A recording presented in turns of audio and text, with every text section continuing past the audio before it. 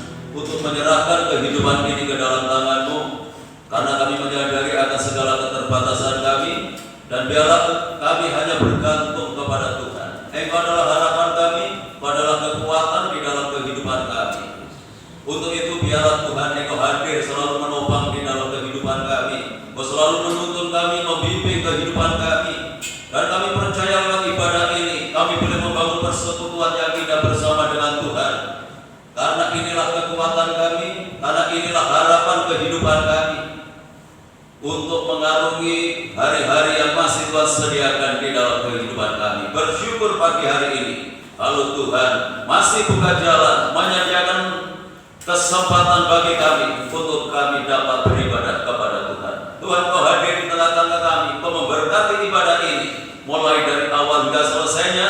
Suasana surgawi boleh kami rasakan, kehadiran Tuhan boleh nyata di dalam kehidupan kami. Untuk itu kami menyerahkan hamba-hambamu yang saat ini mempersiapkan diri untuk melayani pekerjaan yang mulia ini ke dalam tangan-Mu, baik leader, singer, pemain musik, petugas LCD maupun hamba-Mu yang akan menyampaikan firman-Mu, paduan suara. Kiranya Tuhan Engkau mengurapi setiap hamba-hamba-Mu sehingga pelayanannya boleh berkenan di hadapan Tuhan dan boleh menjadi berkat bagi sidang jemaat Tuhan. Saudara-saudara kami yang lain yang saat ini masih dalam perjalanan, Tuhan jaga, lindungi, sertai, tuntun dan bimbinglah mereka. Segera tiba di tempat ini bersama kami untuk memuliakan Tuhan. Dalam pekerjaan kuasa kegelapan yang ingin mencoba mengganggu jalannya ibadah kami, bahkan ingin merebut berkat Tuhan yang Tuhan sediakan lewat ibadah ini, kami menyatukan hati bersama jemaat untuk memanggil nama-Mu. Hanya di dalam nama Tuhan Yesus Kristus, dalam kuasa-kuasa yang bukan dari Allah, kami tolak dan patahkan kuasanya di dalam nama Yesus. Dan biarlah Roh-Mu yang kudus menguasai tempat ini, menguasai hati dan pikiran kami, sehingga berkat Tuhan lewat ibadah pagi hari ini seutuhnya boleh menjadi bagian dalam kehidupan kami. Tuhan berkati setiap gereja-gereja-Mu yang saat ini sedang mengadakan ibadah yang sama seperti kami lakukan. Bagaimana Tuhan memberkati kami, Tuhan memberkati mereka semuanya, agar nama Tuhan dipermuliakan.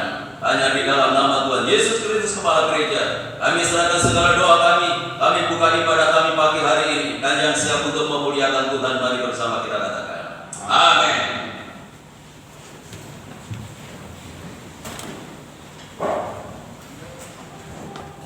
Shalom. Seperti yang Tuhan tadi katakan, mungkin saja kita terkadang tuh merasa sedih, kita terkadang merasa sendirian, kita merasa kesepian, kita berbicara ke saudara, ke teman, ke kerabat.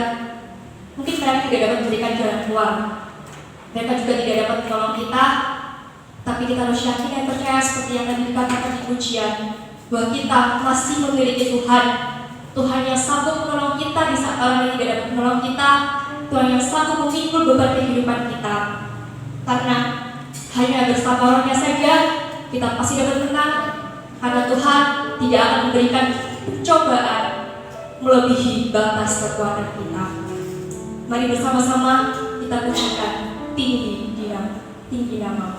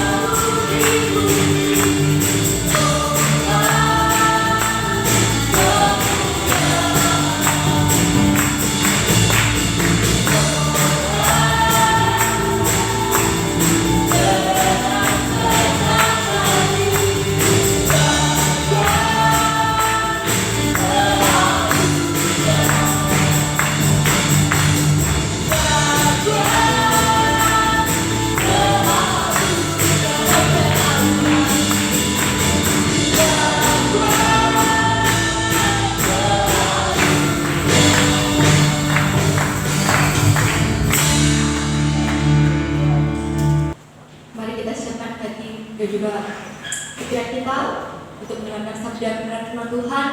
Sebelumnya, mari kita pujikan, sampaikan pada Yesus.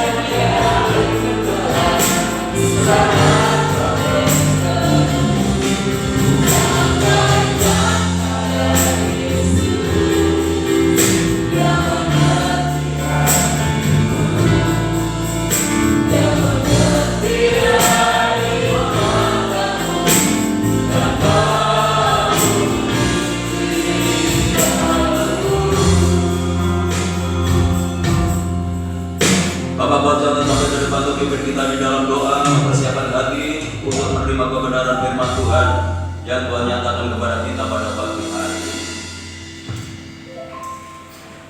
Tuhan adalah Bapa kami, yang kami sembah dalam nama Tuhan Yesus Kristus, yang bersyukur mungkin Allah seperti Engkau, Allah yang peduli, Allah yang dekat. Engkau hanya sejauh doa-doa kami Tuhan. Terima kasih Tuhan, terima kasih. Kasih anugerah untuk berkat, cinta kasih-Mu Tuhan yang Kau limpahkan curahkan pada setiap kehidupan kami. Hingga pada saat ini kami bisa beribadah pagi ini. Kami telah menguji mempermuliakan nama-Mu. Agar persembahan puji-pujian kami dapat menjadi persembahan yang harum di hadapan-Mu. Sebentar kami akan mendengarkan sabda kebenaran firman-Mu. Dan yang kami serahkan setiap hati kami suci, kuduskan kami, layakkan kami Tuhan. Jadikan setiap hati kami sebagaimana tanah yang subur. Untuk siap menerima benih-benih kebenaran firman-Mu. Terima kasih Bapa, terima kasih. Kami serahkan hamba-Mu, sebentar akan menyampaikan sabda kebenaran firman-Mu. Jamah hamba-Mu, urapi hamba-Mu. Biarlah Kau sendiri Tuhan yang berbicara kepada kami melalui hamba-Mu. Kau bentuk iman rohani kami menjadi iman rohani semakin bertumbuh dalam pengiringan kami kepada Tuhan. Jika masih ada kuasa iblis, kuasa gelap yang hendak mencuri firman-Mu, panggil kuasa-Mu di dalam nama Tuhan Yesus Kristus. Musuh kami tengking Tuhan, kami patahkan Tuhan. Biarlah kuasa-Mu sendiri Tuhan yang mengurapi kami, sehingga firman-Mu tidak tercuri oleh kuasa kegelapan. Terima kasih Bapa, terima kasih. Berfirmanlah dan kami bisa untuk mendengarkan. Dalam nama Tuhan Yesus kami berdoa. Haleluya. Amin. Silakan duduk kembali. Bapak Ibu yang dikasihi oleh Tuhan, sahabat Shalom. Salam sejahtera di dalam kasih Tuhan kita Yesus Kristus. Hanya oleh karena anugerah dan kemurahan Tuhan, pagi hari ini kita dipertemukan kembali lewat ibadah raya 1 yang masih Tuhan sediakan di dalam kehidupan kita. Dan ibadah kita pada pagi hari ini akan disertai dengan penyerahan anak yang bernama Ivana Elisiatan, ayah dari saudara Andika dan ibu yang bernama Dewi Sartika. Ya, kalau saya membaca Ivana itu diambil dari bahasa Ibrani. Artinya itu Allah Maha Besar. Dan Elisia itu dalam bahasa Jerman itu artinya bangsawan. Ini ada 3 bahasa. Tan itu dalam bahasa Cina artinya kayu cendana. Kayu cendana itu kayu yang berbau harum. Ya, dengan harapan keluarga ini supaya anak nanti bertumbuh mengandalkan Tuhan yang Maha Besar. Anak ini bertumbuh menjadi seorang bangsawan dan selalu mengeluarkan bau yang harum di dalam kehidupannya. Tentu harapan ini ya bisa terwujud dalam kehidupan keluarga. Dan memang pagi hari ini kita akan berbicara masalah keluarga. Dan dalam kekristenan itu tidak hanya berbicara masalah iman. Alkitab kita itu adalah sempurna. Justru orang yang beriman itu adalah orang-orang yang memperhatikan keluarganya. Kalau di dalam 1 Timotius dikatakan kalau ada keluarga anak Tuhan tidak memperhatikan anggota keluarganya, itu adalah orang yang lebih jahat dari orang-orang yang tidak mengenal kepada Tuhan. Jadi berbicara masalah iman itu berkaitan erat, memiliki hubungan, memiliki paralel dengan adanya keluarga. Nah, untuk itu saya memberikan tema pagi hari ini, yaitu keluarga yang bertanggung jawab. Berbicara masalah keluarga, minimal ada ayah, ada ibu, ada anak. Itu namanya keluarga. Dan ketiga-tiganya itu harus menjadi orang yang bertanggung jawab. Bapak memiliki tanggung jawab sendiri, ibu memiliki tanggung jawab sendiri, dan anak-anak juga memiliki tanggung jawab. Tanggung jawab itu tidak hanya berbicara masalah usia. Ya. itu berbicara masalah kedewasaan. Mungkin banyak orang memiliki pandangan kalau orang itu sudah berusia itu mesti bertanggung jawab. Belum tentu. Karena tanggung jawab itu berkaitan erat dengan kedewasaan. Orang yang usianya yang dianggap cukup belum tentu bertanggung jawab dalam keluarganya. Nah, untuk itu biarlah kita tidak hanya bertambah usia kita, tetapi kita memiliki tanggung jawab itu yang membuktikan bahwa kita itu adalah orang yang dewasa. Untuk itu dalam pernikahan ada nominal umur. Kalau wanita 20 tahun, kalau laki-laki minimal 25 tahun. Jadi anak-anak. Jadi kalau masih SMP tidak usah pacaran dulu, ya. Minimal 20 tahun. Dianggap oleh pemerintah umur 20 itu seharusnya sudah bisa bertanggung jawab. Jadi biasanya orang yang menikah itu yang dibayangkan itu yang enak-enak dong. Nanti kalau saya mendapatkan dia, saya pasti happy, saya pasti bahagia, saya pasti senang. Ya, harapannya memang begitu. Tetapi begitu masuk dalam rumah tangga, waduh, saya kecewa. Menikah dengan si A, menikah dengan si B, ternyata seperti ini. Kalau sudah diikat dalam pernikahan tidak ada kata kecewa. Diberatin saja tidak boleh.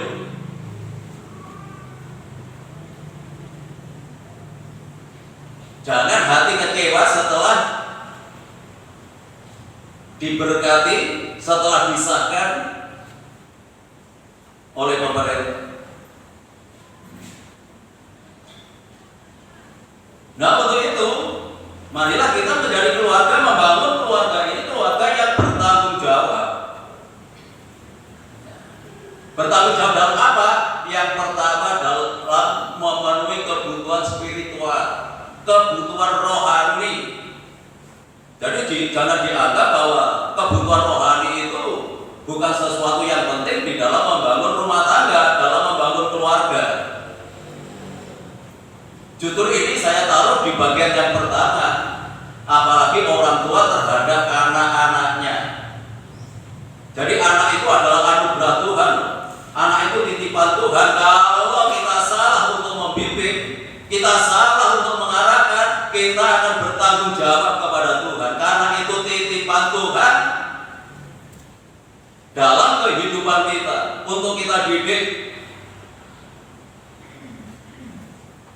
untuk kita pelihara, tentu sesuai dengan kehendak daripada Tuhan, karena kita adalah orang-orang yang percaya kepada Tuhan. Lukas pasal yang kedua. Jadi landasan penyerahan anak itu ini. Tuhan Yesus ketika umur 8 hari itu diserahkan, dibawa ke bait Allah untuk diserahkan. Loh, kenapa Tuhan mau diserahkan? Saat itu dia menjadi manusia yang menggenapi tuntutan hukum Taurat.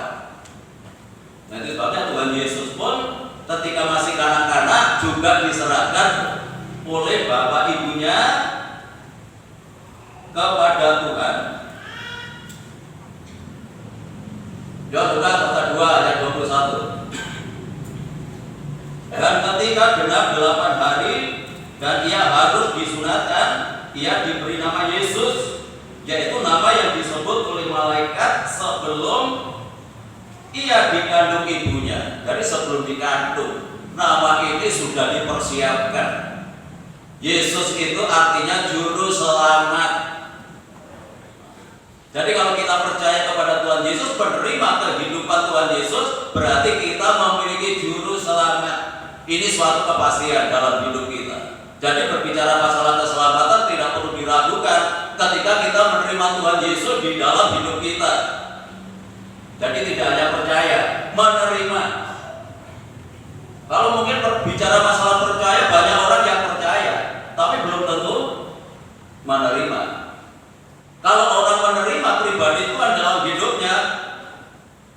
Hidupnya pasti akan mengalami perubahan sesuai dengan pribadi Tuhan yang dikandung dalam hidupnya. Ya, 22. Dan ketika genap waktu pentahiran menurut hukum Taurat Musa, mereka membawa dia ke Yerusalem untuk menyerahkannya kepada Tuhan. Karena statusnya, ini yang perlu dipahami, statusnya saat itu menjadi manusia. Nah, jadi jelas ya, seperti ada tertulis dalam hukum Tuhan, semua anak laki-laki sulung harus dikuduskan bagi Allah dan untuk mempersembahkan korban menurut apa yang difirmankan dalam hukum Tuhan, yaitu sepasang burung terukur atau 2 ekor anak burung merpati. Jadi landasan kita untuk menyerahkan anak-anak kita itu ayat ini. Jadi setiap orang percaya yang memiliki anak seharusnya diserahkan. Siapa teladannya? Tuhan Yesus sendiri ketika masih baby diserahkan kepada Tuhan oleh bapak ibunya. Nah, untuk itu bapak ibu yang dikaruniai putra itu wajib hukumnya diserahkan kepada Tuhan. Apalagi kalau anak sulung itu menjadi milik Tuhan. Kalau di sini laki-laki, kalau sekarang itu dalam perjanjian baik laki-laki mau perempuan, anak sulung itu adalah milik daripada Tuhan, yang seharusnya menjadi pelayan Tuhan. Kalau anak sulung itu. Tetapi kita jangan memiliki pandangan yang sempit kalau anak Tuhan, anak sulung itu melayani Tuhan itu mesti jadi pendeta. Enggak harus. Yang penting itu melayani Tuhan. Ya. Jadi anak-anak yang sulung hukumnya itu wajib, dan bapak ibunya itu harus mendorong anak ini untuk melayani Tuhan. Karena inilah firman Tuhan. Ini yang Tuhan mau di dalam kehidupan kita. Ya. Jadi saat Tuhan Yesus masih kecil, dia pun diserahkan kepada Tuhan oleh bapak ibunya. Melihat dari sini bahwa orang tuanya itu orang tua yang bertanggung jawab untuk melakukan firman Tuhan, untuk menggenapi firman Tuhan. Nah, diserahkan kepada Tuhan. Kalau bapak ibunya itu adalah orang yang takut akan Tuhan, pasti melakukan ini. Orang yang takut akan Tuhan adalah orang yang melakukan kehendak Tuhan, melakukan firman Tuhan, melakukan apa yang menjadi maunya Tuhan dalam hidupnya, termasuk penyerahan anak ini. Jadi inilah dasar kita, ya, menyerahkan anak-anak kita kepada Tuhan. Kenapa tidak dibaptis? Walaupun ada gereja yang masih kecil dibaptis.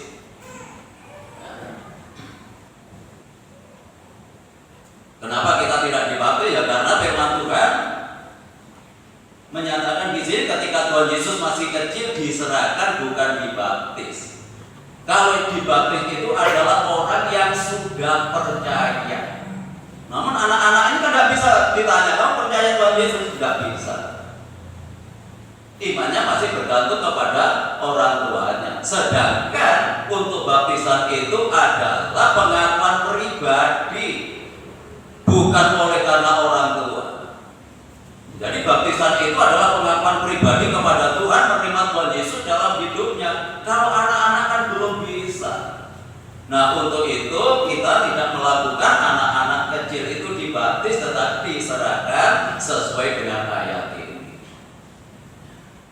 Dan dalam penyerahan anak itu ada yang dipersembahkan kepada Tuhan, yaitu burung terukur atau 2 ekor anak burung merpati.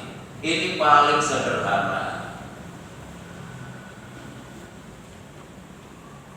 Kenapa tidak lembu? Seharusnya ada lembu, ada kambing, sesuai dengan kemampuan keluarga ketika membawa anaknya, memberikan persembahan kepada Tuhan. Ketika menyerahkan disertai itu, sertai persembahan kepada Tuhan sesuai dengan kemampuannya. Kalau di dalam dalam imamat itu ada yang menyerahkan lembu, ada yang menyerahkan domba. Tetapi kenapa keluarga dari Yusuf ini hanya burung kukur yang dipersembahkan kepada Tuhan atau burung merpati? Ya karena keluarganya hidup dalam kesederhanaan. Jadi bukan nominal persembahannya, tetapi ketaatan terhadap hukum ini. Ya puji Tuhan. Setelah keluarga ini menyerahkan Tuhan, dalam masa kecilnya tidak berhenti, terus diserahkan. Setelah diserahkan, minggu berikutnya tidak datang, minggu berikutnya tidak diajak karena sudah merasa diserahkan kepada Tuhan. Tidak seperti itu untuk mendidik anak-anak kita. Terus kita bawa kepada Tuhan. Itu tanggung jawab kita sampai dewasa nanti. Jadi memperhatikan anak-anak, menyerahkan anak-anak kepada Tuhan tidak hanya ketika masih baby, diserahkan terus menerus, dididik terus menerus, dibimbing terus menerus supaya memiliki hati yang takut akan Tuhan. Nah, banyak orang kalau sudah mulai remaja, kalau saya memperhatikan mulai SMP, itu sudah kurang begitu diperhatikan pertumbuhan kehidupan rohaninya oleh orang tua.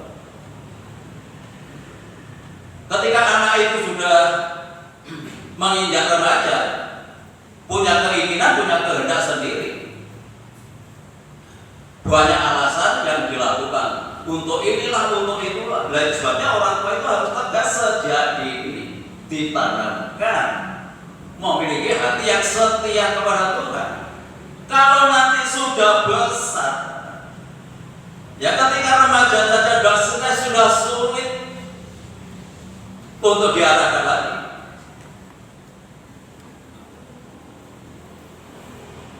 Kalau saudara merebus air, apalagi air mojokerto, sekali dua kali tidak apa-apa, ya mudah untuk dibersihkan.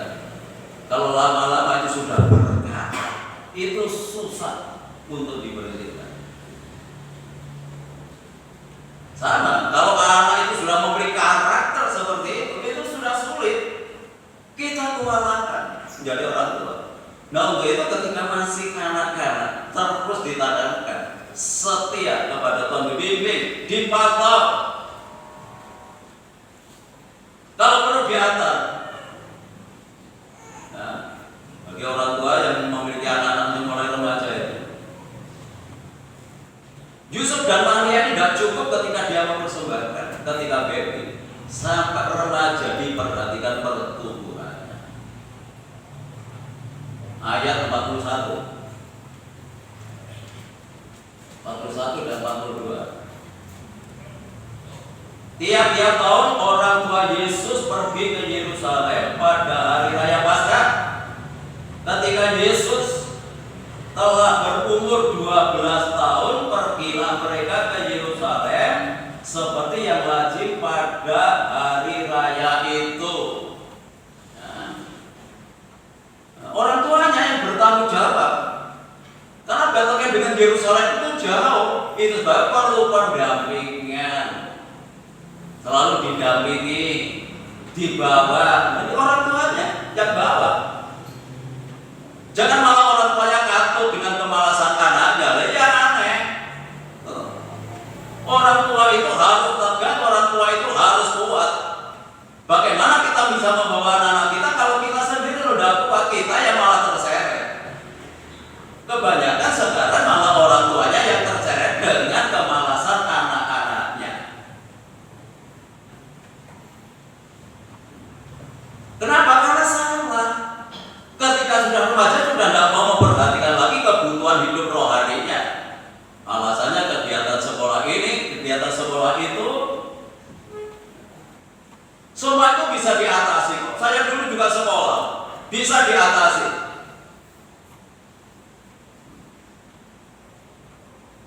Saya tanya istri saya, ketika saya mengambil S1, saya itu jualan. Waktu itu jualan untuk membiayai kebutuhan ini. Kalau tidak salah jualan sari beli, jualan sinom, dan waktu itu ibadah kita di tempat ini adalah sore hari. Baru pulang gereja saya makan. Bisa jam 2 baru selesai. Istri saya jualan es, bungkusin es sampai tangannya itu kaku, kejam. Itu sambil belajar. Itu sebabnya kalau ada anak-anak yang alasan gini, alasan gitu, ada tugas ini, ada tugas itu, saya dulu juga seperti itu bisa loh. Merawat anak-anak tidak segel, sudah merawat anak-anak. Ya. Saya bisa selesai sampai jam 2 tetap ibadah, tetap doa pagi. Saat itu masih ada doa pagi di tempat ini, jam 4 pagi sudah dibuka. Ya karena di samping ini masih untuk tempat sepeda masih aman. Lalu sekarang ditaruh di sana, kita pulang bisa dibawa orang kalau tidak ada yang menjaga. Nah, jadi orang tua harus bertanggung jawab untuk anak-anaknya, sama seperti Yusuf dan Maria ini, diantar, dibarengi, ya. Gitu. Untuk memenuhi kebutuhan spiritualnya, kebutuhan rohaninya. Kita harus sadar kita memiliki dua tubuh jasmani dan tubuh rohani. Nah, sebabnya Tuhan Yesus mengatakan manusia hidup itu tidak hanya oleh karena roti saja. Itu kalau di Israel, kalau di lingkungan kita, manusia hidup tidak hanya oleh karena nasi saja, tetapi oleh karena perkataan-perkataan yang keluar dari mulutnya Allah, yaitu firman Tuhan, supaya jasmaninya sehat, rohaninya sehat. Karena mendapatkan perhatian, mendapatkan kebutuhan yang cukup dalam hidupnya. Ya. Jadi orang tua memang tidak mudah. Apalagi kalau sudah urusan rohani, itu anak-anak sekarang kan seringkali kan maunya sendiri gitu. Masalah kebutuhan rohani itu kan tidak begitu penting bagi anak-anak. Karena saya masih muda, saya masih kuat, saya pintar. Karena kepintarannya ini yang menjadi penghambat untuk bersandar, untuk bergantung kepada Tuhan. Ya dalam Ulangan 31 itu anak-anak itu harus mendengarkan firman Tuhan. Ya tidak usah kita baca, ini saya terangkan saja. Jadi orang tua itu harus membawa anak-anaknya untuk mendengarkan firman Tuhan. Itu sebabnya kalau ada anak-anak, punya anak-anak ya, orang tua sungkan datang ke gereja, om nanti anak-anak saya ganggu, anak saya ini ribet, tidak apa-apa.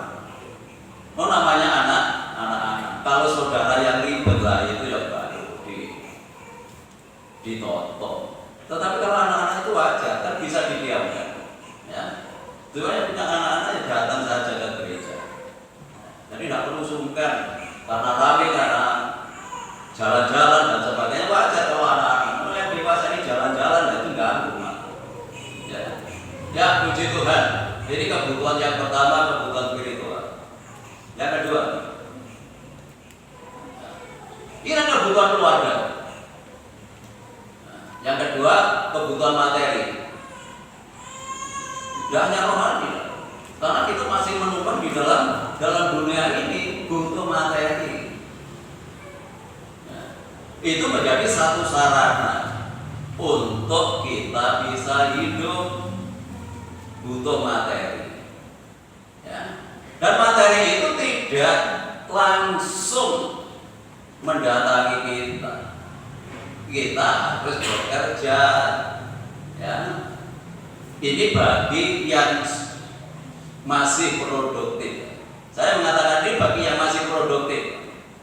Tetapi kalau yang sudah berusia, saya tidak menekankan hal ini. Ya. Bekerja. Yang masih produktif, yang masih kuat-kuat ya.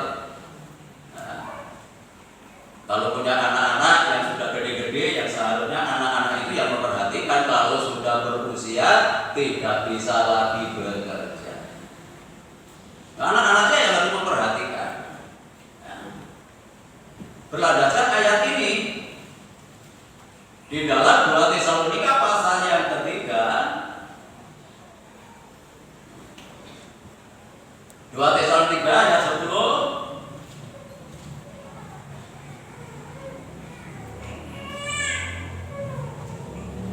Demikian firman Tuhan. Sebab juga waktu kami berada di antara kamu, kami memberi peringatan ini kepada kamu. Jika seorang tidak mau bekerja, janganlah ia makan. Tidak mau bekerja, beda. Ada orang mau bekerja tetapi tidak ada pekerjaan. Ini beda. Ini orang yang memang tidak mau bekerja. Tidak maunya apa? Ayat 11. Kami katakan ini karena kami dengar bahwa ada orang yang tidak tertib hidupnya dan tidak bekerja, melainkan sibuk dengan hal-hal yang tidak berguna. Ini beda ini. Konteks ayatnya beda kan? Ya. Orang-orang yang demikian kami peringati dan nasihati dalam Tuhan Yesus Kristus supaya mereka tetap tenang melakukan pekerjaannya dan dengan demikian makan makanannya sendiri, tidak bergantung kepada orang lain. Kenapa Rasul Paulus menasihati ini? Dikatakan tadi banyak orang yang nggak mau bekerja, beda. Ya. Jadi istri-istri ya, jangan memaksakan suaminya harus bekerja. Sebenarnya suami itu ingin bekerja, tetapi kalau tidak ada yang dikerjakan, harus bisa memahami. Ya. Memang masalah ekonomi itu adalah tanggung jawab suami. Kebutuhan materi keluarga itu adalah tanggung jawab suami. Ini yang cowok-cowok yang mau menikah, perhatikan ini. Ya, persiapkan dirimu dengan baik. Ya. Dan istri-istri, ini calon-calon, Pak. Yang calon-calon istri ini, kaum hawa ini, ya diperhatikan. Jangan menyesal nanti setelah menikah. Dilihat dulu bekerja atau enggak. Jangan asal pokoknya seneng. Wis aku pokoknya cinta. Tidur di atas koran pun saya rela. Makan sopirnya berdua ya, enggak apa-apa. Itu kalau masih akan menikah begitu. Nanti kalau sudah menikah beda lagi. Makan enggak cukup satu piring. Kalau dulunya sopirnya berdua enggak apa-apa, bisa 2-3 piring nanti kalau sudah menikah. Ya, apalagi kalau sudah wanita-wanita hamil, mangan itu di akhir. Ya. Ya. Jadi wajib ini ya, suami-suami ya, kalau tidak bekerja jangan makan, karena banyak orang waktu itu banyak yang nggak mau bekerja, ngurusi hal-hal yang tidak berarti, ngurusi hal-hal yang tidak berguna. Nah, itu sebabnya Rasul Paulus mengingatkan kepada orang-orang yang seperti ini wajib bekerja, harus bekerja. Bahkan keras sekali kalau tidak mau bekerja jangan dia makan. Bagi orang yang percaya kepada Tuhan itu harus bertanggung jawab seperti ini sesuai dengan firman Tuhan. Ya, bagi yang laki-laki ya harus siap untuk memenuhi kebutuhan keluarga. Kalau sudah mau menikah, siap menikah, berarti harus siap menghidupi pasangan hidupnya. Tetapi nanti kalau di tengah jalan ada persoalan, ada masalah mungkin dengan pekerjaannya, istri jangan menodong terus. Karena istri itu sifatnya adalah penolong, menolong, bukan yang utama masalah ekonomi. Sifatnya hanya menolong ketika keluarga itu ada kesulitan, masalah ekonomi, masalah materi ini. Bukan yang utama, hanya menolong. Karena firman Tuhan katakan istri itu adalah penolong. Penolong termasuk dalam hal ini ketika mengalami kesulitan. Nah, untuk itu yang remaja-remaja ini yang masih muda-muda ini, ya, belajar dulu dengan baik. Jangan menikah dulu. Persiapkan dirimu dengan baik. Karena masalah ekonomi itu bukan masalah kesatuan rumah tangga. Karena ekonomi, banyak rumah tangga yang berantakan, bahkan berakhir dengan perceraian karena ekonomi. Nah, jadi memang landasan rumah tangga itu tidak hanya cinta. Karena cinta itu bisa pudar kalau tergores dengan masalah ekonomi, cinta itu bisa luntur. Dulunya cinta, dong saya ini segala sesuatu didapatkan kurang, akhirnya cintanya bisa luntur. Dan sebenarnya kalau berbicara masalah cinta, itu juga bisa bicara masalah pemenuhan kebutuhan ini. Jadi orang mencintai harus memenuhi kebutuhannya. Kalau berbicara masalah keluarga, itu adalah tanggung jawab bersama, tidak tanggung jawab satu orang. Tanggung jawab bersama. Ini kalau suami bekerja, mencukupi kebutuhan rumah tangga. Istri juga punya tanggung jawab, menyiapkan segala sesuatu yang menjadi keperluan kebutuhan keluarga, seperti di dalam Amsal Sulaiman pasal yang ke-31. Amsal Sulaiman 31. Ini bagi wanita-wanita. Ini berbicara masalah wanita yang bijaksana, ya. Istri yang cakap, istri yang bijaksana. Kan 15, 27 dan sampai 30. 15, langsung 15. Ini untuk istri. Ia bangun kalau masih malam, ya. Lalu menyediakan makanan untuk seisi rumahnya dan membagi-bagikan tugas kepada pelayan-pelayannya perempuan. Jadi wanita-wanita ojo bangkongan. Alkitab mengatakan bangun pagi menyiapkan makanan untuk seisi rumahnya, untuk anak-anaknya. Ya, salah aja. 27 dulu. Ia mengawasi segala perbuatan rumah tangganya. Makanan kemalasan tidak dimakannya. Anak-anaknya bangun dan menyebutnya berbahagia. Pula suaminya memuji dia.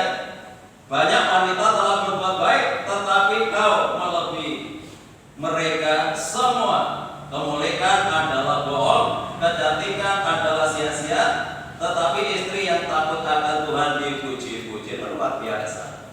Ya, pujian lebih dahulu dari keluarga. Anaknya bangun, makanan sudah ada, makanan sudah siap. Luar biasa. Ini istri yang cakap. Tadi baca ayat atasnya itu ya. Istri maunya dipuji, tetapi tidak bertanggung jawab memenuhi kebutuhan keluarganya. Bagaimana mungkin itu bisa terjadi? Nah, untuk itu sejak dini anak-anak yang perempuan-perempuan itu jangan bangkongan.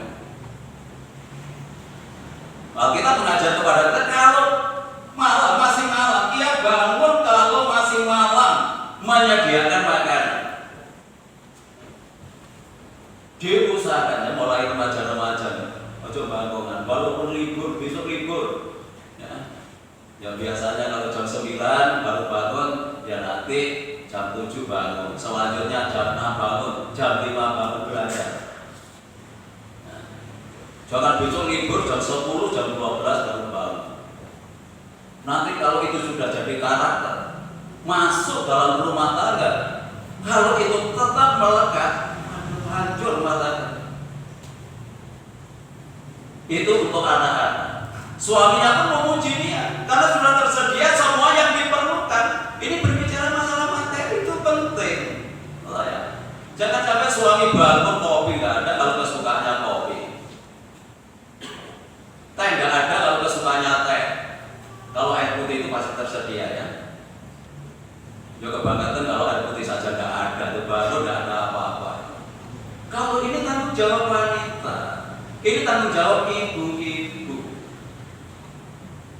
Karena kalau orang sudah menikah itu sudah dianggap dewasa yang mengerti tanggung jawab membangun rumah tangganya sendiri, nggak diserahkan ibunya.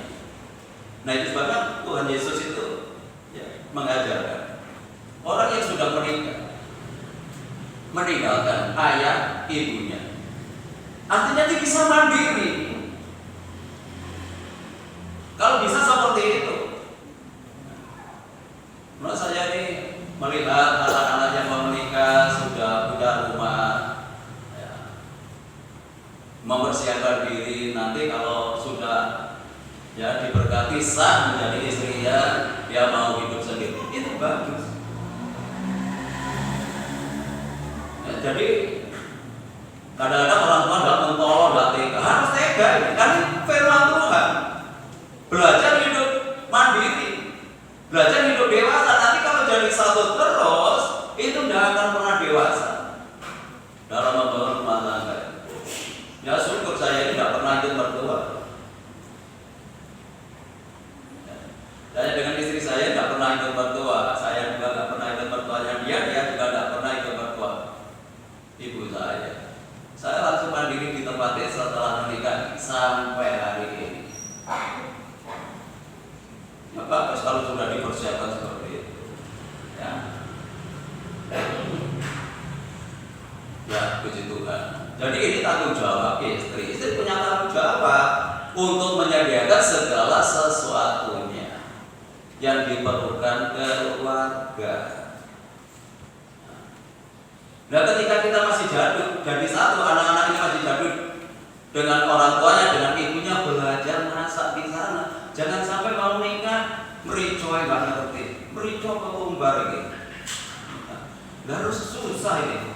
Ya kalau sudah mau menikah mericoy ketumbar tidak bisa membedakan. Ketika masih bersama, bantu orang tua untuk masak supaya ngerti. Tanya. Begitu masuk dalam nikah, saudara sudah siap. Ya, ini bicara masalah materi. Suami bekerja, memenuhi kebutuhan keluarga. Istri menyediakan semua yang diperlukan di tengah-tengah keluarga supaya berbahagia. Anaknya bangun memuji dia, suaminya bangun pun juga memuji dia. Bahkan mengatakan banyak wanita cantik di luar. Dia tidak akan tertarik kalau istrinya itu bertanggung jawab di rumah tangga. Kerabut, dengan kata lain kerabut, suaminya itu dirabut beneran kebutuhannya. Itu nggak akan tertarik. Nah, kenapa banyak suami-suami tertarik dengan wanita lain? Di rumah nggak tahu diopeni. Yang mungkin diopeni hanya sekedarnya. Dirambut dengan baik supaya keluar dari mulutnya suami. Dia mengatakan suaminya pun memuji dia. Lalu mengatakan banyak wanita telah berbuat baik, tetapi kamu itu lebih baik dari yang lain. Kalau sudah suami mengatakan seperti tidak akan pernah tertarik dengan yang lain. Ya. Ditutup dengan istri yang takut akan Tuhan, itu dipuji-puji. Ini dasarnya memang takut akan Tuhan. Jadi kalau orang takut akan Tuhan adalah orang yang pasti bertanggung jawab. Ya, yang terakhir saja. Yang terakhir bicara masalah moralitas. Moral itu sopan santun, beda dengan etika. Kalau berbicara masalah etika memang ada di situ yang terakhir itu masalah etika. Etika itu adalah perbuatan buruk dan baik, itu adalah etika. Tetapi kalau moralitas itu adalah sopan santun. Jadi dalam kekristenan itu ada pembelajaran tentang sopan santun ini. Jadi anak Tuhan itu harus sopan santun. Apalagi budaya kita budaya timur yang harus pegang namanya sopan santun yang disebut moralitas ini. Ya, ini harus kita penuhi kebutuhan ini. Loh, kalau kita tidak ngerti ini, ya menjadi orang yang tidak terdidik. Dengan bahasa kasarnya menjadi orang yang liar, nggak ngerti sopan santun. Anak pun harus ngerti ini karena ini diajarkan oleh firman Tuhan. Efesus pasal 5 ayat 33. Yuk kita baca dulu itu. Ya nanti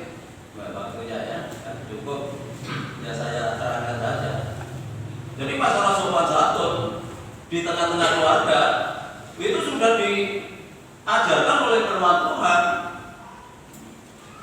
Efesus pasal 5. Yang pertama itu adalah istri tunduk kepada suami, menghormati suami. Hai istri-istri, tunduklah kepada suamimu seperti kepada Tuhan, karena suami adalah kepala istri, sama seperti Kristus adalah kepala jemaat. Dialah yang menyelamatkan tubuh. 33. Oh ya, tadi langsung 33 aja. Ya, 33. Rahasia ini, barang siapa, bagaimanapun juga, bagi kamu masing-masing berlaku kasihlah istrimu seperti dirimu sendiri, dan istri hendaklah menghormati suaminya. Menghormati itu artinya menaruh sopan santun, hormat. Sopan santun itu juga berbicara masalah menghormati. Jadi istri itu harus menghormati suaminya. Ini istri yang memiliki moralitas, istri yang memiliki sopan santun, harus hormat, karena suami itu adalah kepala di tengah-tengah keluarga. Jangan mengatakan gaji saya lebih gede, posisi saya lebih tinggi. Di perusahaan, di pemerintahan, saudara bisa berbicara masalah kedudukan, tetapi dalam rumah tangga suami tetap menjadi kepala yang harus dihormati. Istrinya lebih kaya, dari latar belakang lebih kaya daripada suaminya, tetap harus menghormati suami. Pendidikannya kalah tinggi, tetap harus hormat istri itu. Ini firman Tuhan. Jadi istri itu harus menaruh hormat karena dia kepala. Sama seperti Kristus kepala jemaat, demikian pula suami adalah kepala istri. Ya, harus menghormati ya. Jadi menghormati itu tidak hanya ketika dompetnya kantor. Waduh, kalau dompetnya kantor dipuji-puji pintar, suamiku boleh duit. Ya kalau dompetnya kantor, kalau gajinya naik. Tapi kalau sekali waktu suaminya di PHK, bisa menaruh hormat kepada suaminya. Atau seperti wanita-wanita dunia ini nggak bisa belajar, ya cerai, cari yang lain. Nggak bisa mencukupi kebutuhannya, ganti yang lain. Kalau sepeda motor bisa tukar tapak, tetapi suami itu tidak bisa ditukar dengan yang lain. Sekali saudara mengadakan perjanjian dalam pernikahan, itu harus dikerjakan. Itu baru didengarkan ketika janji nikah. Waktu sakit, waktu susah, waktu miskin, waktu kaya, siap menerima? Nggih, saya siap, saya sedia. Waktu nikah begitu sedia. Nanti kalau sudah masuk dalam pernikahan, kalau susah, kalau sakit, tetap bersedia. Atau cari landai, ganti yang sehat, yang tajir. Tidak seperti itu. Jadi istri menghormati suami bukan karena materinya, menghormati suami bukan karena kesuksesannya, tetapi menghormati suami karena statusnya dia adalah kepala di tengah-tengah keluarga. Ya. 1 Petrus itu suami juga harus menghormati istri. Ya, suami juga harus menghormati istrinya. Jangan kalau istrinya pekerjaannya yang ngomong, kadang-kadang seperti itu. Kalau dia nyambut gawe, jaluran. Ada loh suami-suami seperti itu. Merawat anak itu pekerjaan. Merawat anak di rumah, membersihkan rumah, menyiapkan segala sesuatunya itu juga capek. Itu juga suami-suami harus menghormati. Jangan mengatakan kamu nganggur dong, jaluran duit. Ya wajib memang suami memenuhi kebutuhan kebutuhan istri, kalau tidak mau mencukupi tidak usah menikah. Ya, yang laki-laki, ya, yang belum nikah, ya, kalau mau menikah ya harus siap untuk menghidupi pasangannya.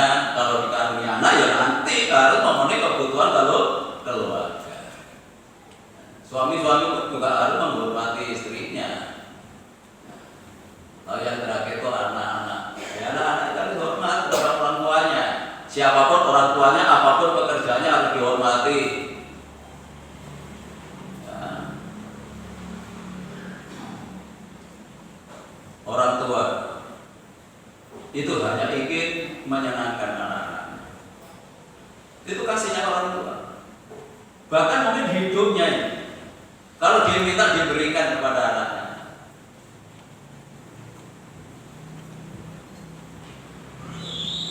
Kalau anak-anak sakit, kalau bisa saya saja yang sakit, jangan anak saya. Tuh orang tua seperti itu. Tapi anak-anak banyak yang nggak memahami itu. Ketika tuntutannya itu tidak terpenuhi, udah ngambek. Nggak terpenuhi, berani melawan, mengata-ngata yang nggak pantas terhadap orang tuanya karena membandingkan dengan yang lain. Ya, anak-anak ditempati hormati orang tua. Pasti akan diberkati kalau menghormati orang tua. Itu janji firman Tuhan dalam Efesus pasal 6 ayat 1 dan 2 nanti dibaca di rumah. Anak-anak wajib hormat terhadap orang tuanya. Kamu akan panjang umur, hidup berbahagia. Tapi sebaliknya kalau melawan, nggak bahagia. Siapapun orang tua, ketika kita masih punya orang tua, walaupun sudah tua, tak hormati orang tua. Pelihara. Kalau tidak bekerja, cukupi kebutuhannya. Kalau sementara saudara cukup untuk keluarga. Senangkan orang tua. Itu namanya tanggung jawab. Ya, saya ulangi, tanggung jawab keluarga. Ya. Keluarga itu paling tidak bernama bapak, ibu, dan anak. Semua ada tanggung jawab. Saya percaya ketika kita melakukan kebenaran firman Tuhan, kebahagiaan keluarga kita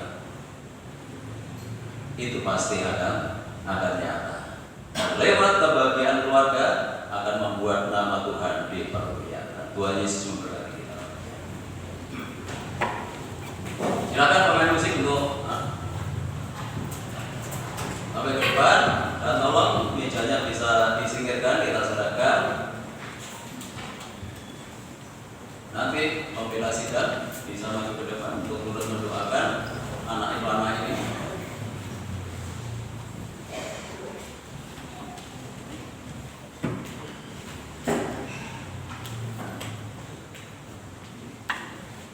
Haleluya.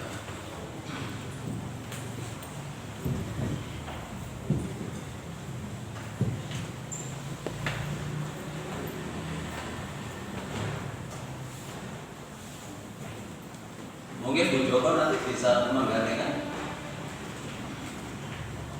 Silakan untuk maju ke depan. Sidang jemaat, saya ulangi kembali berdiri, kita doakan bersama nanti pada ini. Supaya tetap diberikan kekuatan, kesehatan, memiliki pertumbuhan yang baik, jasmani maupun kehidupan rohaninya, menjadi harapan orang tua dan menjadi harapan kita semua.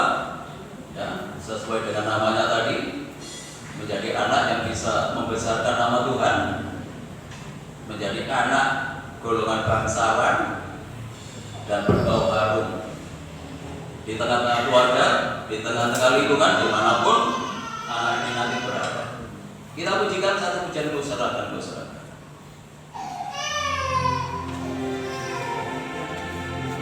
Haleluya.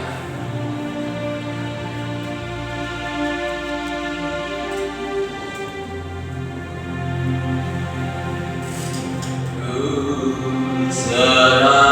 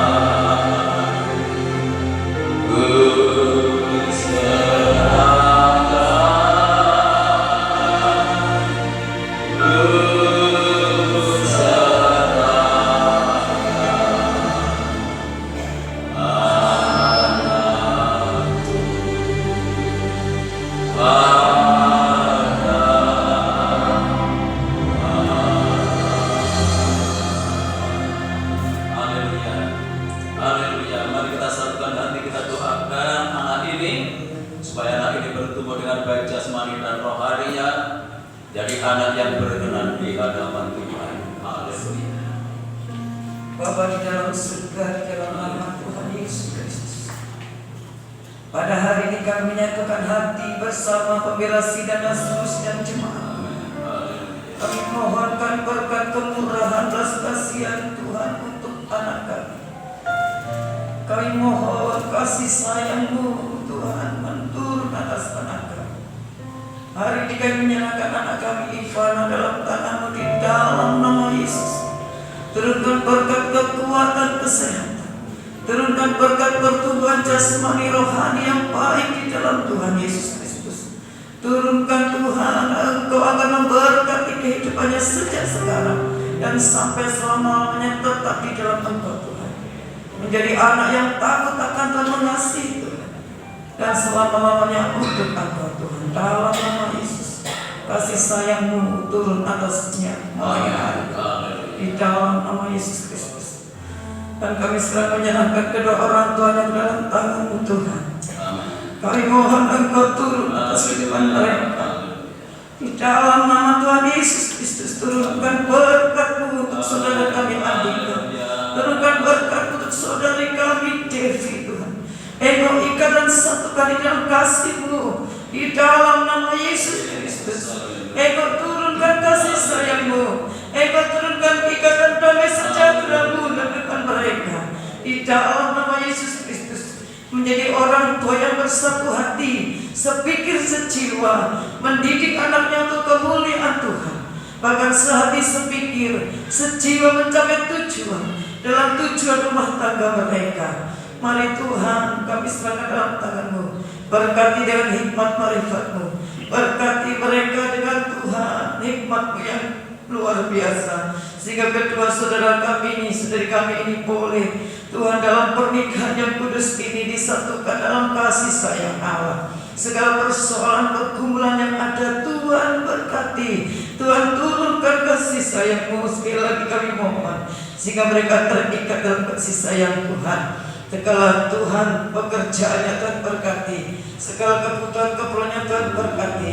Jadikan suami istri yang berkenan kepada Tuhan, saling mengasihi, saling menghormati, tahu kedudukan masing-masing. Tuhan, Kau berkati. Kami serahkan kedua orang tua mereka dalam tangan-Mu. Bapak Ibu Sutrisno dan berkati. Jadikan orang tua yang juga memperhatikan nikah mereka. Tuhan, menuntun mereka, sehingga mereka pun Tuhan menjadi seperti mereka dalam pernikahan, tetap untuk selama-lamanya. Kami juga serahkan Tuhan buat ibunya Cici Devi dalam tangan-Mu. Tuhan juga berkati dan tolonglah. Jadikan orang tua yang mengasihi Tuhan, orang tua yang takut akan Tuhan, orang tua yang dapat mendidik putrinya juga dengan baik, putra dan cucu menantunya sesuai dengan kebenaran firman Tuhan, sehingga semuanya boleh diubahkan, nama-Mu dipermuliakan dalam rumah tangga mereka mulai hari ini dan sampai selama-lamanya. Di dalam nama Yesus Kristus, turunkan berkat atas Bapak Ibu Andika, turunkan berkat atas anak kami Tuhan Ivana. Tuhan, berkat atas keluarga mereka. Di dalam nama Tuhan Yesus Kristus, nama Bapa, Putra dan Roh Kudus, kami mohon doa kami. Haleluya. Amin. Ya, silakan dulu kembali. Tidak ada pengunjung lagi, silakan untuk bangkit berdiri, kita pujikan muliakan nama-Mu.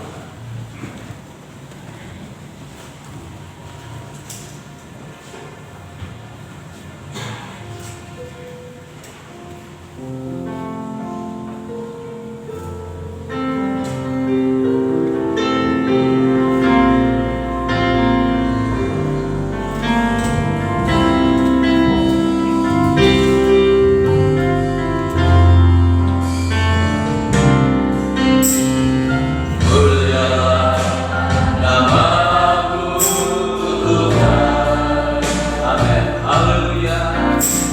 Berkat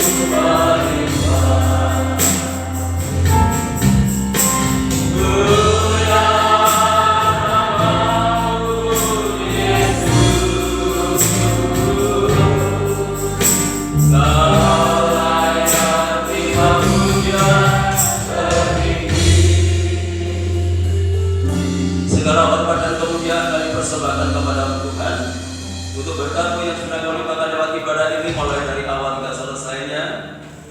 Dan sebelum kami tinggalkan tempat ini, kami menyerahkan Ibu Gembala yang saat ini ada di Semarang. Tuhan jaga lindungi, Tuhan sertai, berikan kekuatan kesehatan. Bila mana akan kembali ke Mojokerto, Tuhan tetap menyertainya, tetap dalam keadaan tubuh yang sehat. Bapak Ibu kami yang sudah berusia lanjut, biarlah Tuhan tetap anugerahi dengan kekuatan dan kesehatan. Berkati lingkungan kami, kota kami, bangsa dan negara kami dengan ketenangan, kedamaian dan kesejahteraan.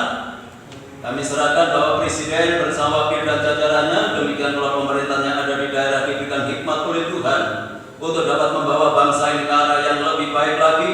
Upaya pemerintah untuk memutus rantai penularan COVID-19 dengan menurunkan vaksin dan menghimbau setiap masyarakat memperhatikan protokol kesehatan dalam melakukan aktivitasnya. Biarlah dengan upaya ini bisa berhasil, segera negeri kami bebas dari pengaruh COVID-19. Hamba-Hamba-Mu yang sudah melayani pekerjaan-Mu pagi hari ini memberkati mereka semuanya, bahkan semakin memperindah pelayanannya di hari-hari yang akan datang. Pada akhirnya kami serahkan seluruh sidang jemaat-Mu ke dalam tangan-Mu, baik yang hadir pagi ini maupun yang tidak hadir, baik yang ada di dalam kota, di luar kota. Tuhan jaga lindungi serta tuntun dan bimbinglah mereka, buat tetap hidup di dalam kekudusan dan kebenaran dimanapun mereka berada, selalu membuat nama-Mu dipermuliakan. Rumah tangga, keluarga, kehidupan nikah jemaat Tuhan berkati dengan ketenangan, kedamaian dan kesejahteraan. Kalau usaha, pekerjaan, tugas dan tanggung jawab yang mereka lakukan, Tuhan buat berhasil dan beruntung. Peliharakan seluruh jemaat-Mu dalam kasih-Mu. Tidak ada rumah tangga anak-anak yang hidup di dalam kekurangan. Anak-anak yang duduk di bangku sekolah mulai dari playgroup saya perguruan tinggi, berkati mereka dengan kecerdasan dan kearifan. Jadikan anak-anak yang berprestasi, baik dalam akademisnya maupun non akademiknya. Jadikan berkat di dalam pergaulannya. Bagi sidang jemaat yang sudah memberikan persembahannya, mengembalikan perpuluhannya, kembalikan berlipat kali ganda sesuai dengan janji firman-Mu. Sebentar lagi kami akan tinggalkan tempat ini kembali ke rumah kami masing-masing. Jaga lindungi sertai kami dalam perjalanan, tiba di rumah dengan selamat, tidak kekurangan sesuatu apapun. Kembalikan kami dalam kegiatan ibadah yang akan datang dalam keadaan yang lebih baik dari pagi hari ini. Bapak Ibu Saudara yang dikasih oleh Tuhan, sekarang pulanglah, terimalah berkat damai sejahtera dari Allah Bapa, kasih karunia-Nya dari Tuhan Yesus Kristus, dan lewat persekutuan Roh-Nya yang kudus menyertai dan memberkati kita mulai pagi ini sampai Maranatha Tuhan Yesus datang kembali. Dalam nama Tuhan Yesus kami berdoa dan ucap syukur. Yang diberkati Tuhan, mari bersama kita katakan amin. Selamat pulang, Tuhan memberkati.